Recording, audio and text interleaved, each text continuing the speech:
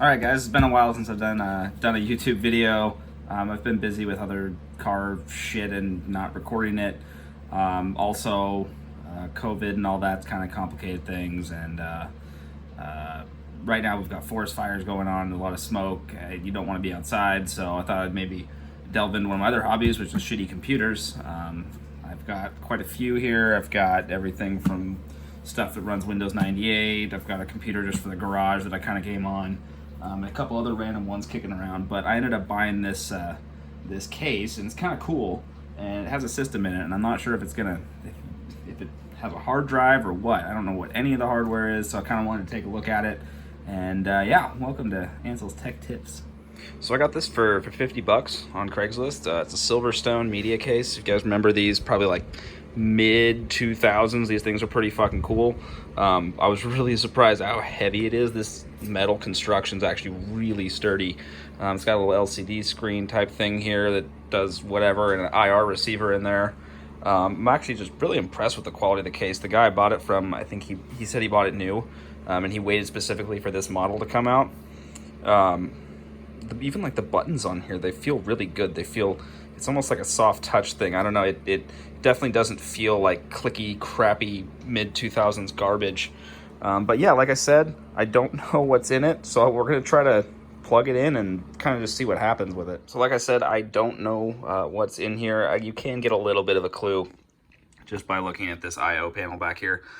You've got serial, looks like it's that FireWire, plenty of USB, and then you've got a video card with S-Video, DVI, and VGA.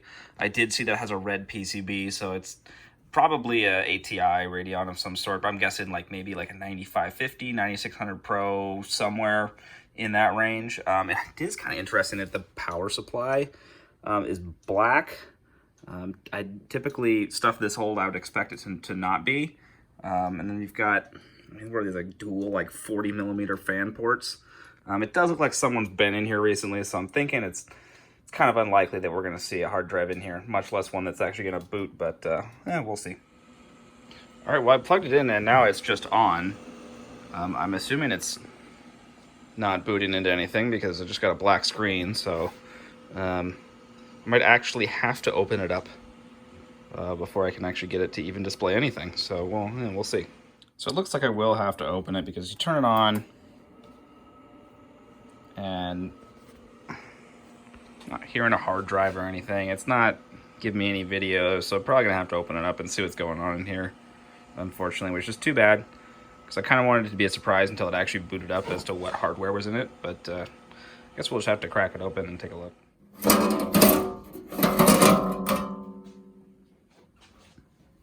Oh, what in the hell is going on here? It looks like a 9800, 9700 Pro with a, yeah, this is looking good. Okay, so they did remove, looks like he did remove the power, or the hard drive. Unfortunately, there's not going to be any Windows XP goodness here, but there is some other stuff going on. We've got the Turbo Cool 510. Is that actually 510 watts? I feel like it's not, even if that's actually what it's advertised as. But what else have we got here? We got there's a really big intake fan. Jesus Christ. Yeah, we've got some, ooh, Kingston HyperX. Fancy. And we got, remember these fucking things? Go around IDE cables to make like the cable management better. Ooh, and we have an AMD processor. That is cool. I was really hoping that it's not a Pentium 4 because those suck ass. And this is back when AMD used to be good the first time. What kind of mother? Oh, it's an MSI something or other. Yeah, I don't know to figure out why it's not booting. Maybe it's this Turbo Cool. Who knows? But all right, there's some interesting stuff going on here for sure. All right, I tried a couple things to get the thing going. I reset the CMOS jumper here.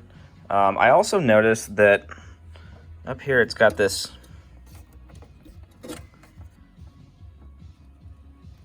green and purple kind of thing for the alignment of the RAM. I think this is DDR 400 or something like that. And it was in the purple slots, but apparently I'm thinking it's probably supposed to be in the green ones because it says DIM 1 and 2 should be in green, and it was in the purple one. And it's actually really hard to get this out. It's really tight under here because of this heat sink. That was a little hard to get in there, but I'm thinking it probably will boot up.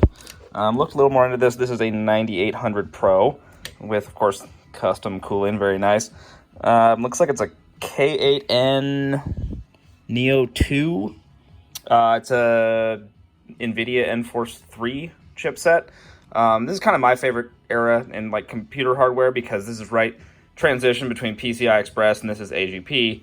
I think there was a version of this board in PCI Express as well. I used to have one of these cards. It didn't have this, but I did have one of these. And I think these are kind of cool because they're still pretty old school, but they're kind of getting into the more modern era. Like you've got these like just tiny, like why do they even bother these little heat sinks? I mean, it's just so funny to me that after this, you know, 2 or 3 generations later, you're looking at a cooler like this. I think this is a 70, this is like a 7800 GT or something like that. And then a couple more generations, you're getting into shit like this. I mean, it really, in, you know, period of 5 or 6 years, really accelerated there. This is also kind of cool, yeah, again, because SATA, it's got SATA ports. But still has a lot of, I mean, all this shit is all IDE. Someone was running IDE drives, and, oh yeah, I also forgot, did find a beer in here, which is pretty cool. I mean, that was like in the case, just cold, you know, pretty cool find. Anyway, yeah, let's, now that I've done those 2 things, let's fire up and see if it works this time.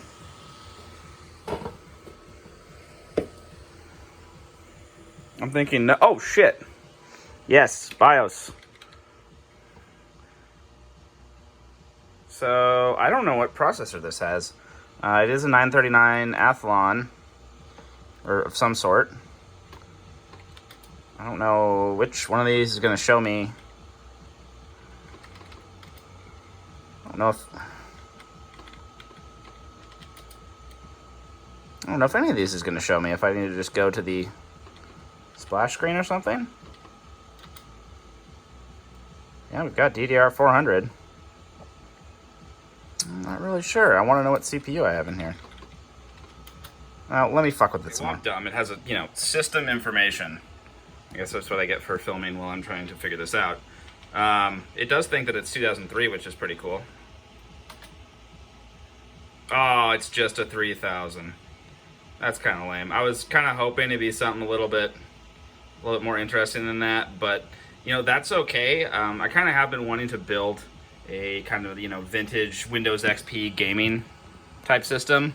I think this board would be great. I've also got this one over here, which unfortunately is an HP board, so I can't do any overclocking or anything fun like that, but it does have this Zalman cooler, and it has an Athlon 4000, which I think is the fastest single core non-FX chip that's available on this socket. I don't know, don't quote me on that, it's been like 15 years. But that would be cool to throw in here. The fact that this actually all works is pretty cool. So I'll probably do something with this. I was going to make this into a media PC. I've got a newer kind of garbage setup that I've been using to do Netflix and shit like that. But I'd also like to be able to do some casual gaming on it. And unfortunately, the power supply in it is one of those really small, slim ones. And I have a GT 1030 passively cooled in it.